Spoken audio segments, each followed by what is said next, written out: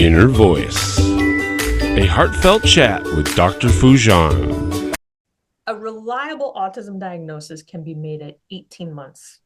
So that's one thing for parents to keep in mind. Now, I was not, my daughter did not get a diagnosis that early. She was 3.5. So if there's a diagnosis later, that doesn't necessarily mean, game over or you did a terrible job. But it's just important for parents to know that as early as 18 months, a reliable diagnosis can be made. So when they have this kind of intuition early on, they can follow it. They really can. So a lot of times the early red flags are that difficulty of having that back and forth between the baby and the parent.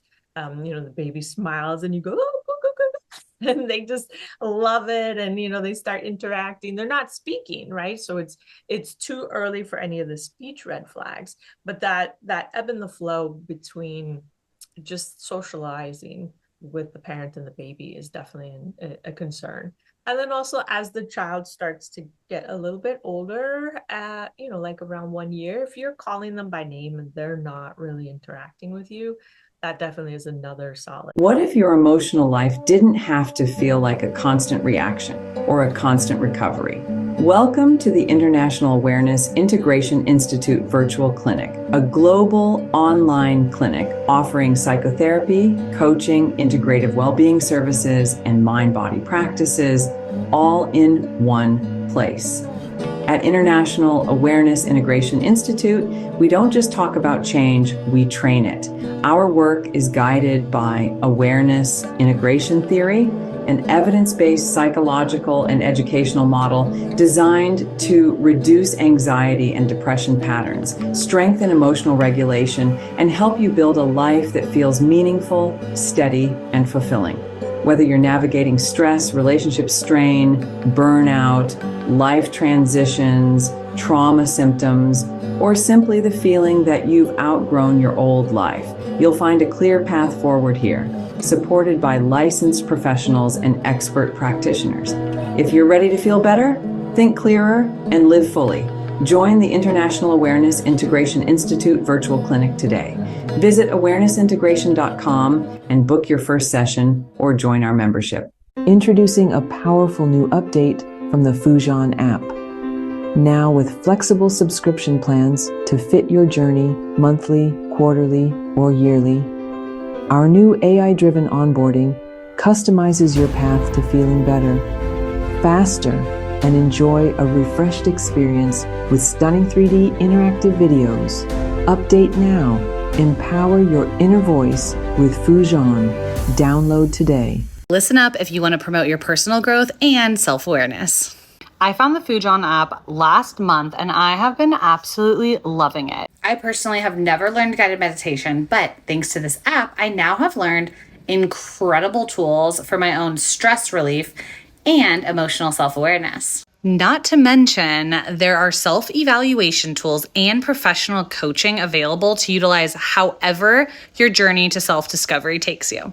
Join Foojan today and redefine your life one step at a time. Welcome to the Inner Voice, a Heartfelt Chat podcast. I'm your host, Dr. Foojan Zeng. I'm a psychotherapist and author and the founder of the International Awareness Integration Institute. So today I will be talking with Dr. Theresa Lyons. She's an international autism educator. She's an Ivy League scientist and an autism parent. She's the founder and the CEO of Navigating AWEtism, AWEtism. It's a groundbreaking platform that transforms the overwhelming complexity of autism science into clear, actionable steps for families. She has a Ph.D. from Yale and a deeply personal mission. Dr. Lyons has worked with parents in over 21 countries, bridging evidence-based strategies that changes lives. Now, today, she'll be sharing how her unique blend of rigorous science and real-world experience is giving parents what they've never had before: clarity, confidence, and a roadmap for progress. I really enjoyed my conversation with her. She's very practical. We talked about some of the angles of, how parents experience it, maybe how siblings experience it. What is it that they can do in order to regulate their own emotion as they're supporting the differences that children might have from, low functioning to high functioning. And I hope that you learn as much as I did. Now, be sure to subscribe to my podcast, my YouTube channel, and connect with me through my website, foojanzeng.com, or any other social media platform. Go to Foojan app, and we have 31 areas of life that you could go through and do guided journaling and meditation and really, really support yourself and your mental health and, creating fulfillment in your life. I love to hear from you. So anytime, just send me a note. Now, without further ado, here is Dr. Theresa Lyons. If you've been doing your best, but still feel stuck in anxiety, relationship stress, or the weight of old patterns, this is where things begin to shift. At the Awareness Integration Institute Virtual Clinic, we offer something different. We provide 2 pathways forward. In psychotherapy, our licensed clinicians help heal unresolved trauma, reduce anxiety and depression, and navigate life transitions.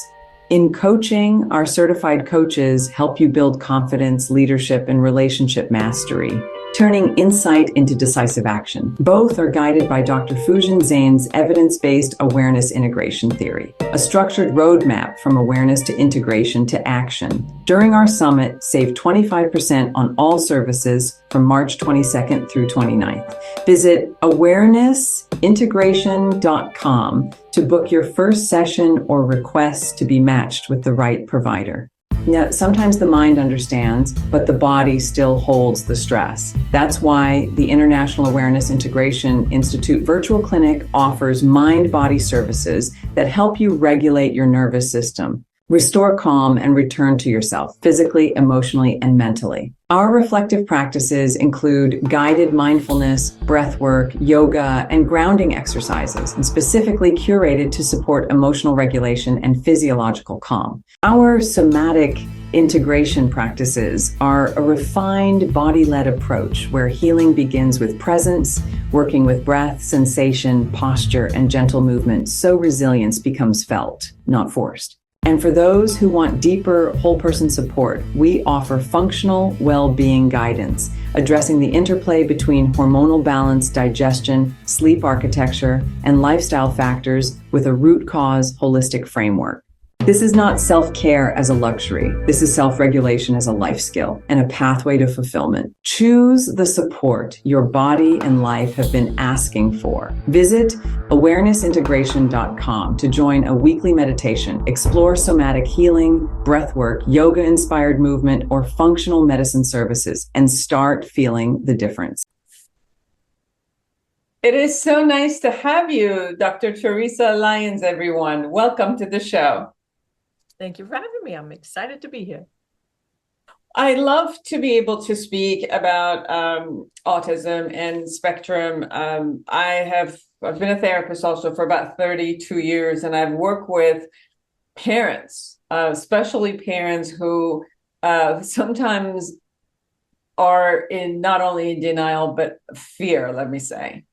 The fear shows up way before the denial is there. The fear that they don't even, there's something different. There's something that they adjust with saying to themselves, it's normal, it's nothing, they'll grow out of it, they don't know, there's a fear. And a lot of times when I request for them to go to resources to do some of the testing and to know, I face a lot of resistance from the parents. And some of it I understand, it's like, what if it is? And I don't want to know. But I think part of that is because they're afraid of what they've known about it. And most people don't know accurate information about the spectrum at all. So I like to open for you to be able to share with us your expertise and letting us know about the diagnosis itself. And I know it's a wide range of on a spectrum. Yeah, so I totally understand the fear part. There's definitely an emotional side to this journey.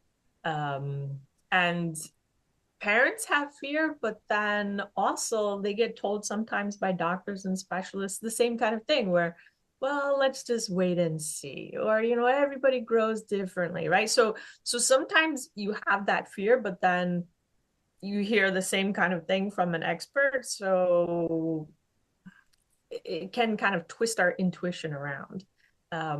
So there definitely is that fear, but usually most parents have some kind of intuition that something is different. And many times in small kids, it's that back and forth, like cooing with a baby. A lot of times that's really the initial red flag that many parents experience, although not every parent.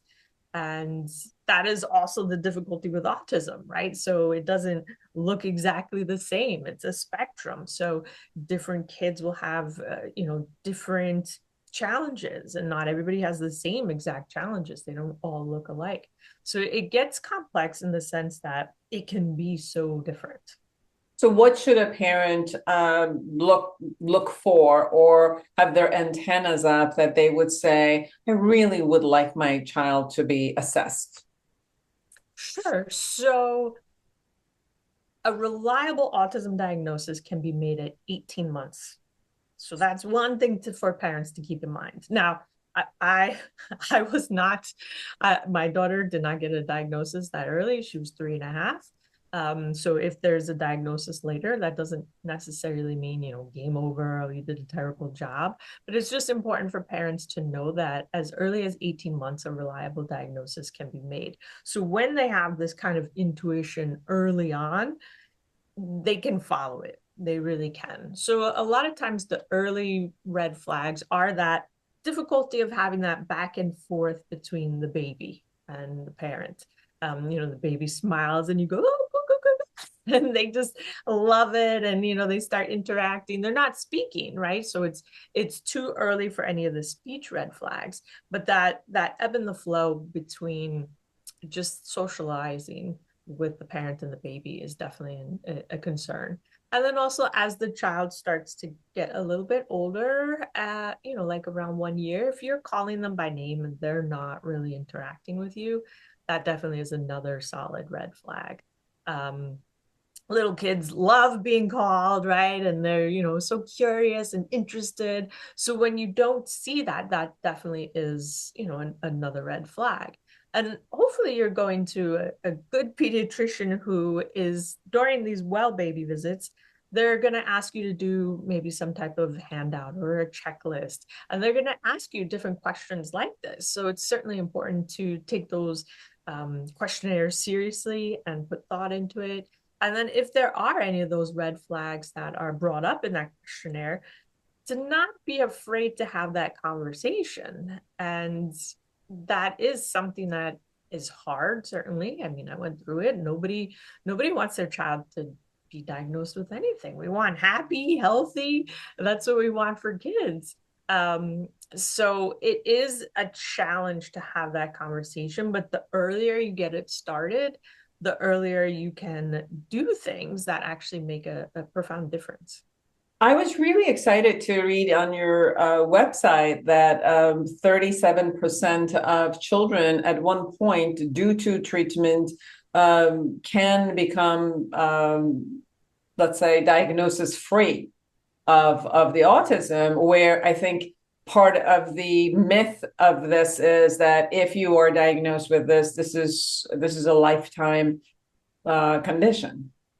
Right. So it certainly can be lifetime for some, but not for everyone. And that's really the important thing for parents to understand.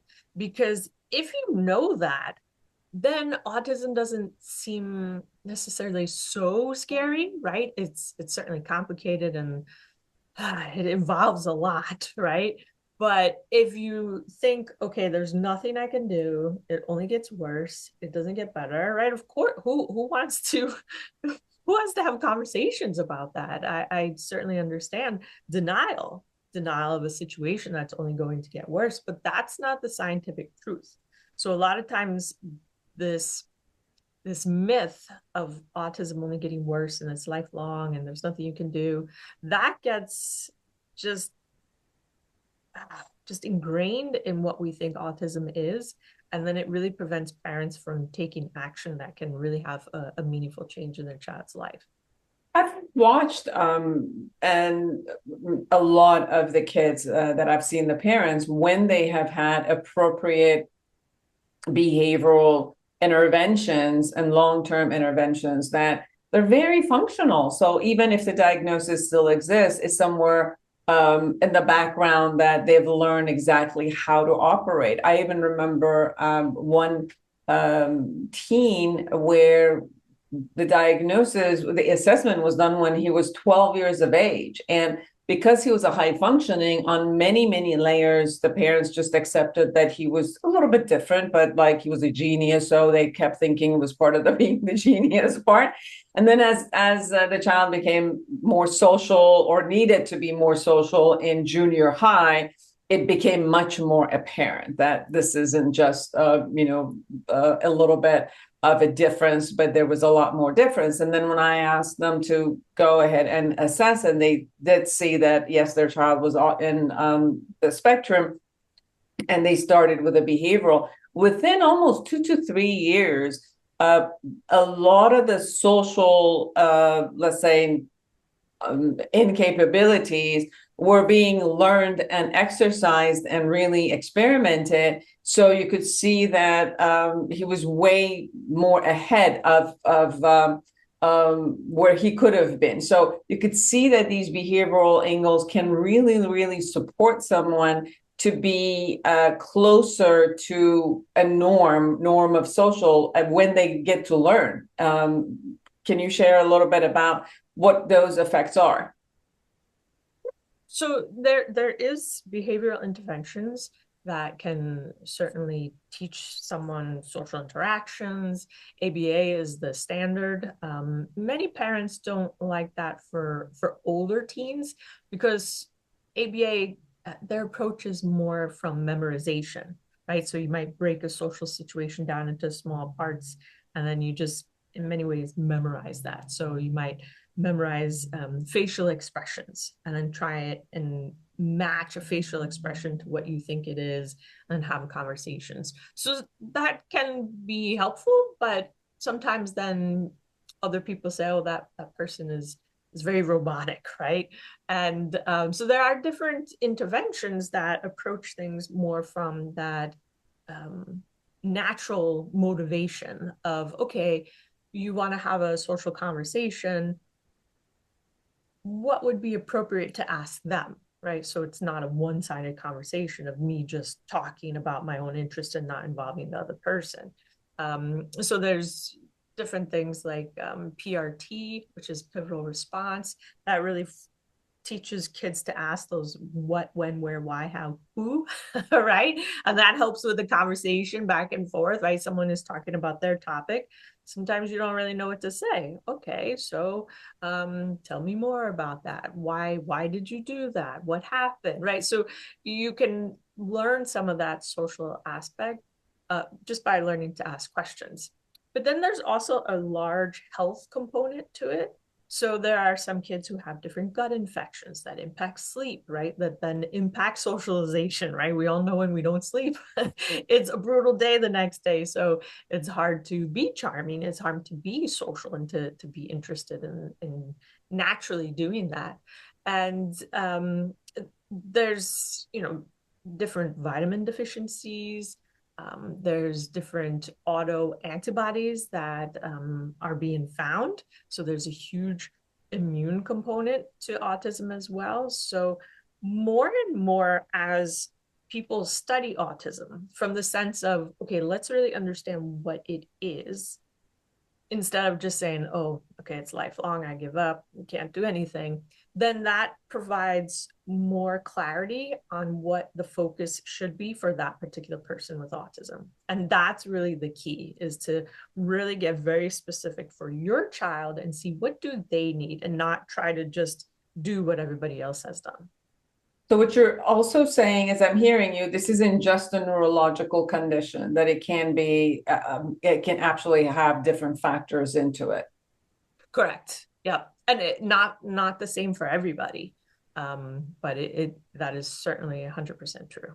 Because I had heard that they brought the whole the spectrum as from the neurological perspective, that it was the attention deficit within the same spectrum as the autism. For some reason, What's really interesting is that if someone has an autism diagnosis, having an overlap with ADHD, which we think is almost so common, right? But a meta research of, hundreds of thousands of people found that percentage is really only about 40%. So it is true. And this is the other thing about autism. Yes, you can have an autism diagnosis, but you can certainly have a variety of other diagnoses, right? So ADHD, dyslexia, epilepsy, anxiety, OCD, and many of those diagnoses kind of intertwine in the autism diagnosis. And sometimes when you're working on focusing on health, you see benefit in an autism diagnosis, right? Someone becoming healthier and more interactive, more able to speak, but then also some of those other comorbidities or other diagnoses can be resolved as well. So it's important to understand that, yes, there are different diagnoses that can come along with autism, but at the same rate, they don't necessarily have to be lifelong as well, right? So there's always different aspects of health to really get granular about and to understand, because it makes a difference. It certainly does. And I think there's a difference also very much between high functioning versus low functioning. And the high functioning, a lot of times, it's harder for parents to be able to go and assess, because they're functioning well at school, their academic is well, and there's a social component, and then there's also the component of they're very literal. So as you kind of grow up, the conversations in social constructs or even school, they become a little bit more abstract. And it seems like the brain really processes things in very literal sense. Yeah, it certainly can for some. And that is what makes the diagnosis so difficult. So the terms high functioning and low functioning, yeah, they do get used, and it's used to really describe just how much daily supports you have. So someone can get an autism diagnosis and be able to dress themselves, walk across the street, drive a car, go to school, not need, any additional supports in that sense, but still get an autism diagnosis because the speech, the interaction, that conversational flow might be really restricted. And there also might be repetitive behaviors, right? So different stimmings and things along those lines. And that would look very differently than someone else who would get an autism diagnosis, who might not be able to dress themselves or cut their own food. They might need 24/7 supervision. They might have meltdown. Both ends of the spectrum certainly can have meltdowns. I will say that when you're dealing with more of this higher functioning, meltdowns a lot of times become problems at home. And so that's when masking and feeling that intense pressure to fit in and to kind of mimic, okay, let's see what they're doing and let me try and do the same. And then when you get home, you have this just big release of a lot of that pent up frustration, and you're just so wound so tight that then that's when autism meltdowns happen. And sometimes parents are dealing with that at home, whereas in public, their child might behave very differently. So autism can look different in so many instances. So for any of the autism parents that are listening, whatever experience you're having is that experience. And then you really need to get focused on, okay, what does my child really need? How can parents handle the meltdown? Oh, okay. So one of the hardest things, there's a few different ways, right? So one of the hardest things, I think, is for the parent to remain calm. And I think, right, because a meltdown can be it can look so different, right? So it could be their child is hitting them, biting them, kicking them, trying to pull their hair, trying to punch a wall, right? Regardless of where they are on the spectrum, right? So a meltdown means that person is, in the red zone. They are past fight or flight. They are in that crisis mode. And trying to remain calm in that situation is really taxing on the parent because they might be getting hit or any of along those lines. So it will trigger their own response, and then the parent actually has to consciously say, no, I'm not going to get into that defensive mode. I need to stay here to make sure my child is safe, right? You wouldn't want your child to start, pulling things down off the wall or somehow injuring them. So it is very stressful. It is very hard to handle. So a lot of times the way the meltdowns go is the child has a meltdown, the parent stays calm as much as possible. The meltdown ends for the child, but then a lot of times the parents have their own meltdown of like, oh, okay, I'm sorry, like I can't take this anymore, right? So then they're processing those emotions, and it just is really wearing for everyone involved. And the child with autism also many times afterwards has immense sense of guilt, Yeah. of just, I didn't want to do that. And it's a very tricky and stressful situation all around. And I think one important research topic that I'd love to touch upon right now is PTSD and parents of kids with autism. So this is new research that's just come out over the past few years. What was done was they're looking at parents whose children have autism and this emotional dysregulation. So they're having often meltdowns, right? This really stressful situation. And parents run a 20 to 30% increased risk of themselves getting a PTSD diagnosis just from these kinds of situations.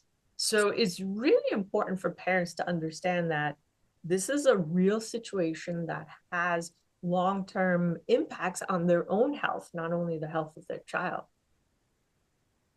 I have worked a lot with parents, what you shared about the PTSD, the anxiety, and the overwhelm, just the overwhelm. And it's interesting because the overwhelm, it has different components. One component is if they're handling something and they only have one child and they're handling something at home versus handling something in public. Obviously, the overwhelm becomes much more when it's in public because they feel guilt, they feel shame, they feel like they have to actually share with other people, or how are they being seen by the public? Are they going to be blamed by the public? And they don't like, their child, whether it's them or their child, to be judged in any format. So that becomes a huge overwhelm. And sometimes I see them wanting to be less social or less interactive. They create all of these scenarios where they're less and less out there.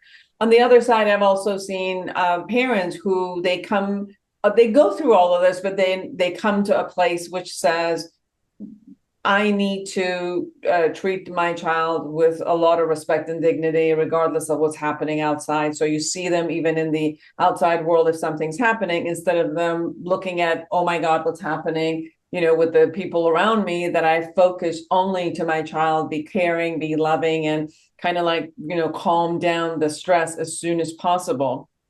Right. But then afterward, like you say, they're like, okay, I need to have a space where I can let go.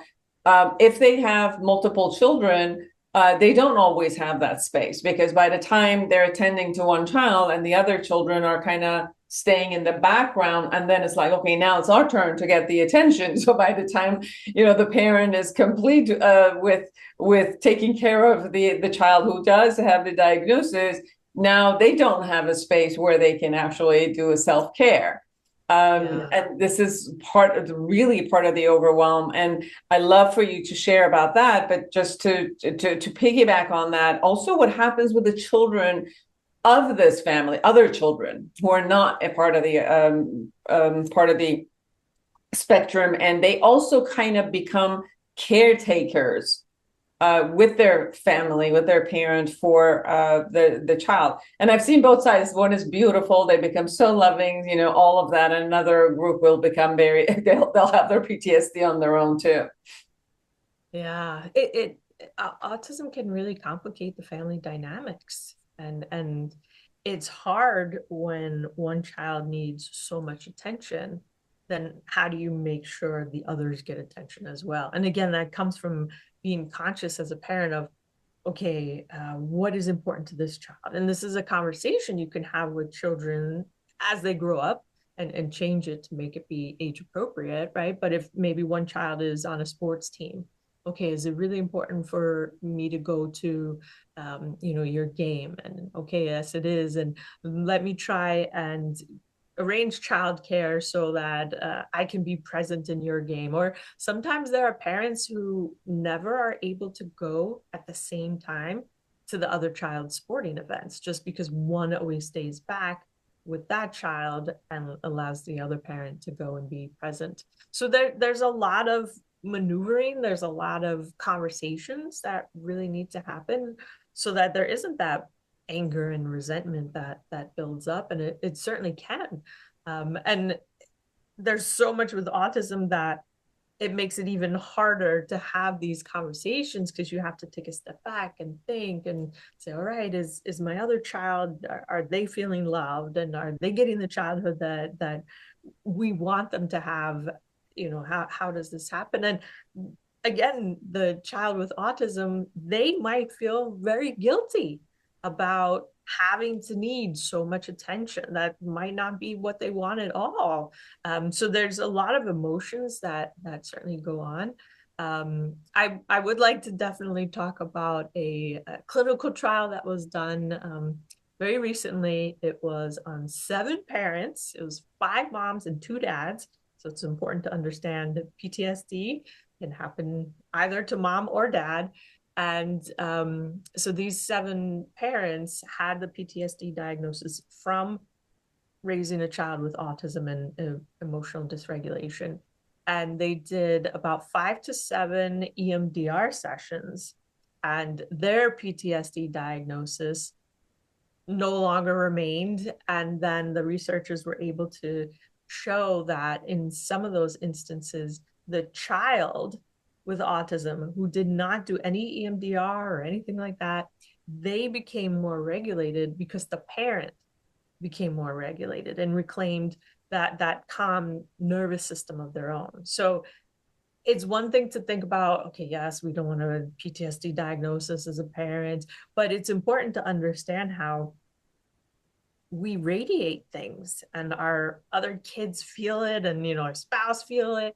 So if someone is having that sense of overwhelm, or maybe not being able to sleep, and then they're not so pleasant in the day, and now they might have a lot of anxiety, okay, when's the next problem going to come up with my child with autism, and I can't focus on this, and maybe things with job isn't going too well. All of that adds up, and then there are ways to unwind that so that you can reclaim certain aspects of your life again. It is so important for the parents and the siblings to get help, to get support, because you're absolutely right. When they get the support from the outside, from the clinical world, going to psychotherapy, trauma-informed,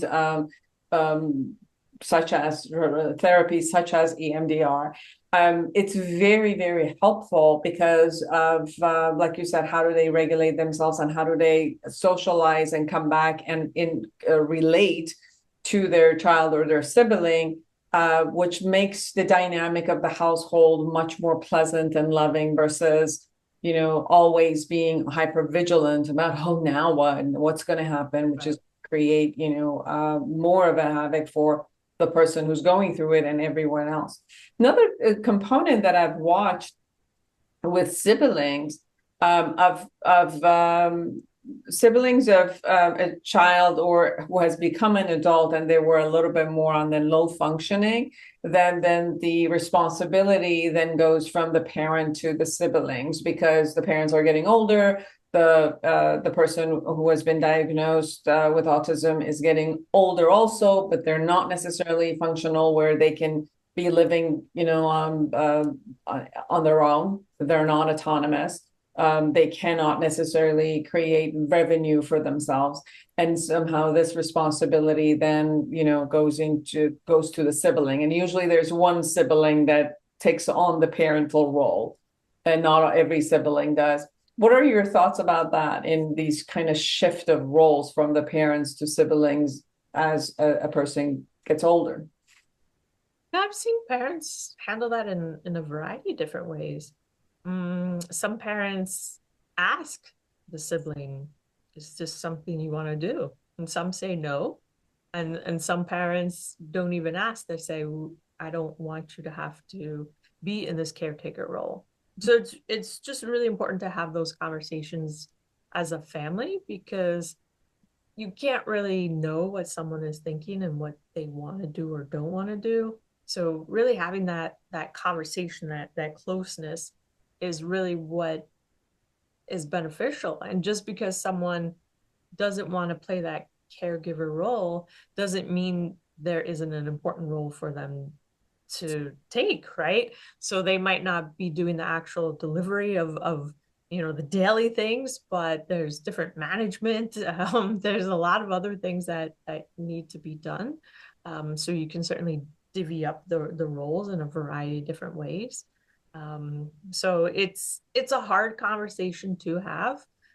There are other parents who find other families and they, rent a house or buy a house, and then you'll have 3 adults living there that need certain levels of care, and the families work together and do this. So there's a lot of different ways to go about it. And one thing to mention with low functioning, usually meaning non-speaking, is there is a new communication technique, and it's maybe 20 or 30 years old, right? But it's only catching on to popularity now, and it had a lot of controversy as to whether it was authentic or not. So people who are non-speaking, a lot of times their body is uncontrollable, so they might be moaning or making noise or flapping their hands.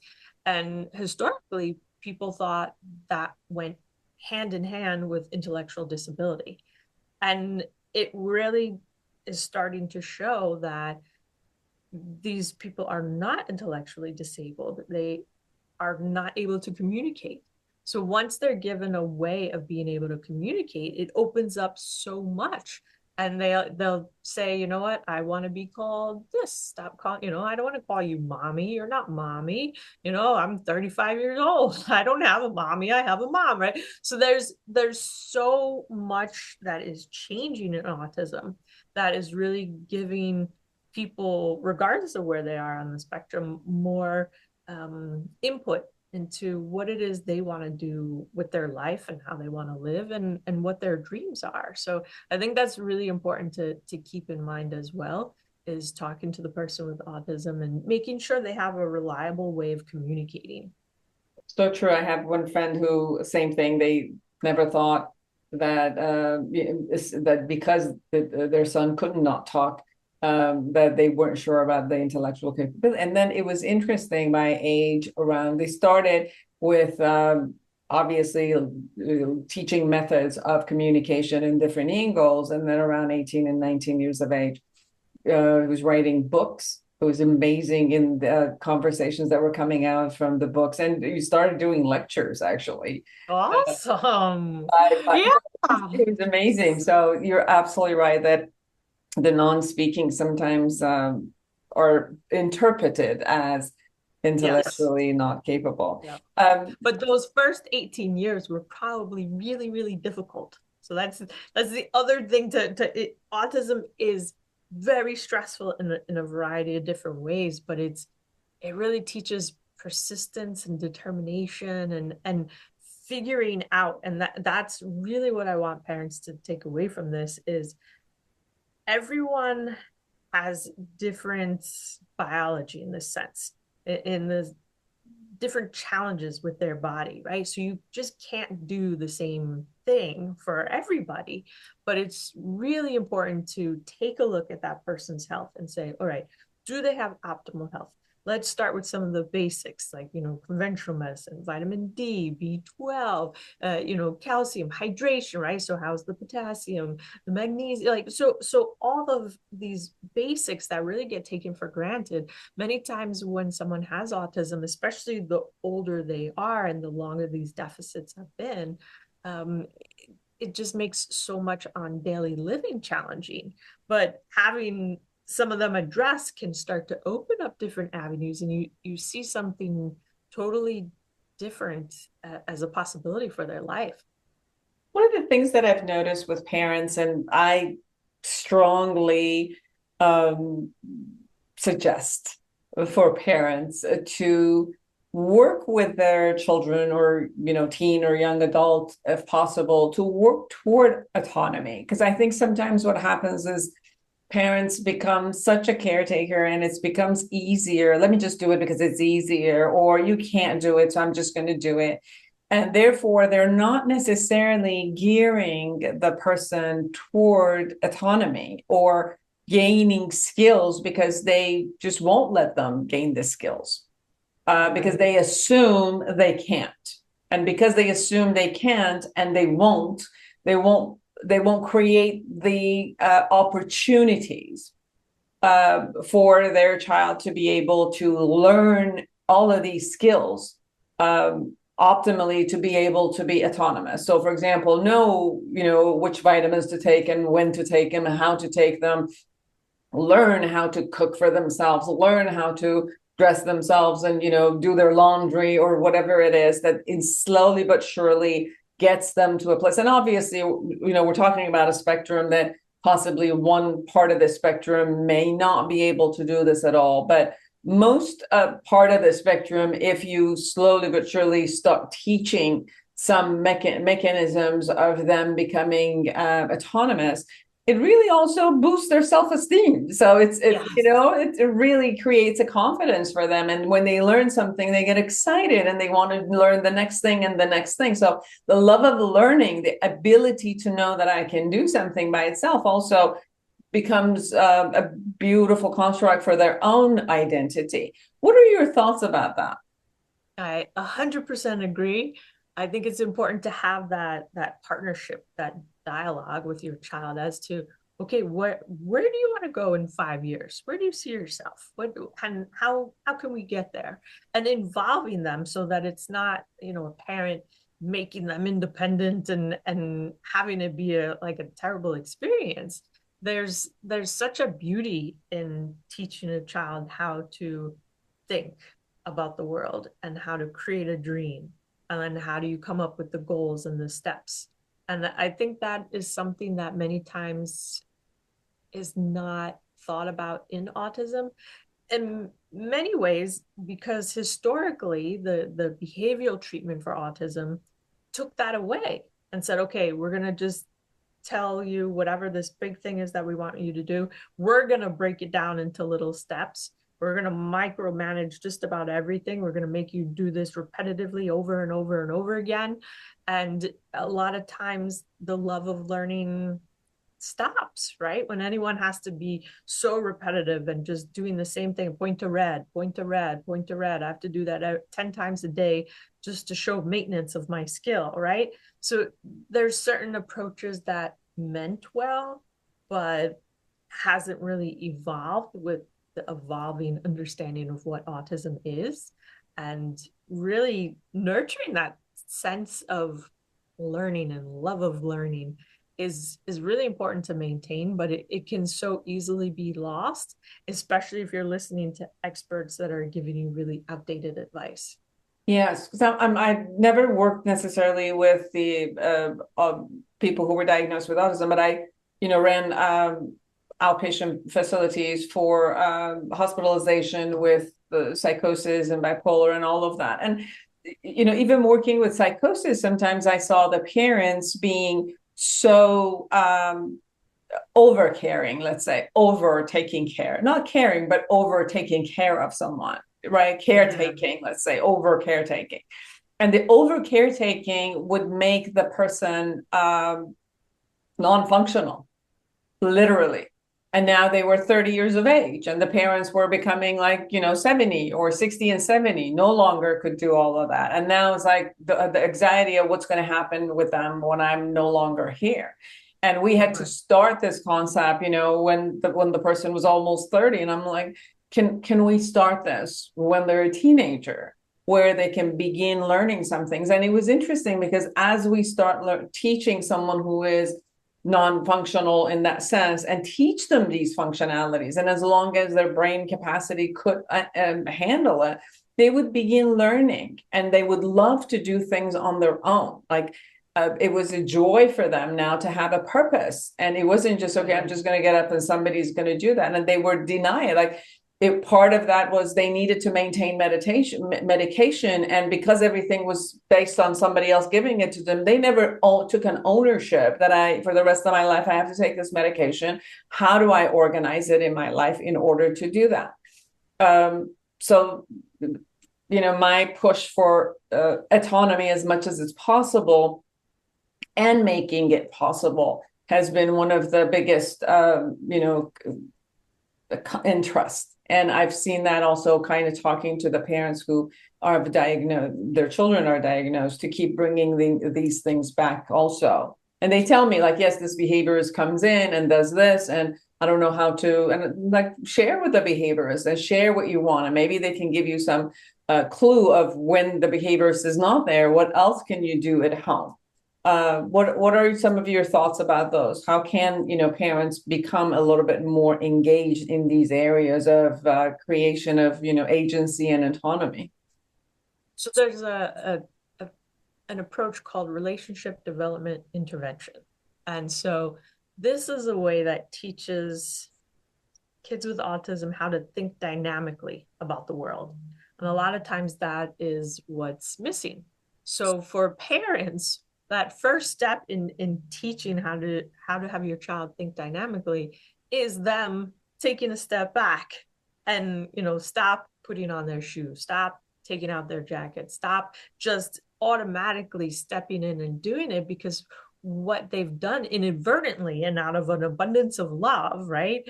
What they taught their child was learned helplessness.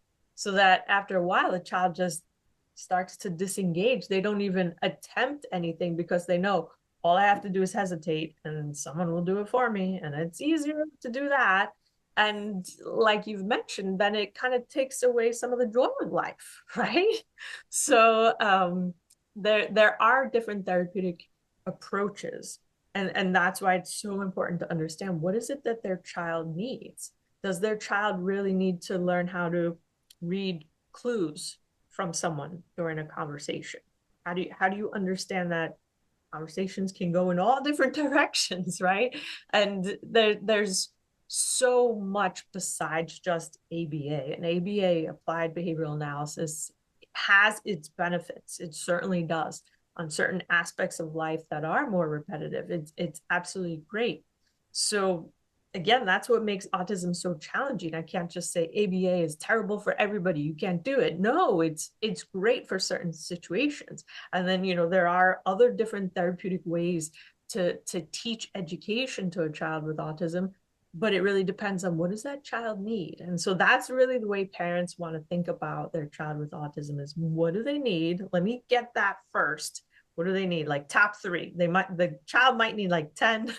There's a lot of needs, but just focus on those top 3 that actually would make a difference in either the child's life or the parent's life, the family life. What are those 3? And then work on resolving them. And then you could go to your next 3 and next 3. But it's really important to know the child and to do what would benefit the child and not just take general advice from people. Is there anything we haven't shared that you really want people to know? We touched upon so many important aspects. I think just understanding what an emotional journey this is for parents, I think will take away a lot of the guilt for the emotions that they might be feeling. And also, I know in the beginning, I spent some time feeling guilty about what did I do? How did I fail as a parent? What did I do wrong? And putting a lot of that guilt on myself, it certainly was not helpful. It did not help my daughter in any way. If there was a competitive advantage, I would tell you, yes, feel guilty and it will have some benefit, but it doesn't. It weighs us down as a parent. It makes it harder for us to take action because now we're not in the right mental space to be able to make quality judgment calls on different things to do. So have those emotions, but have a way to move through them and not stay stuck in them, I think is a really important thing for autism parents. And how can people find you? You can certainly find me on YouTube. I've had a YouTube channel now for over 10 years. So it's Navigating Autism. My website is the same name, Navigating Autism. We spell autism differently, so AWETISM. And I have another website, autism.net, AWETISM.net. Beautiful, everyone. Check out Dr. Theresa Lyons and autism. It will be on the show notes, everyone. So just check out the websites on the show notes. Thank you so much for taking the time to be with us. Yeah, thank you for having me. It's been a pleasure. Of course, it was great. A lot of amazing information. And for all of you who are out there, create an amazing life for yourself and everyone around you. And until next week, bye-bye. Awareness, integration theory, certification programs. If you're a psychotherapist, clinician, or coach ready to elevate your impact, I invite you to become certified in the Awareness Integration Theory, AIT model. AIT is a structured, evidence-informed approach that strengthens emotional regulation, reduces anxiety and depression patterns, and helps clients create lasting change. Our training is practical, clear, and immediately usable in sessions, so you can work with more confidence and consistency. Join a global community of practitioners shaping the future of integrative mental health. Become AIT certified today. Visit awarenessintegration.com.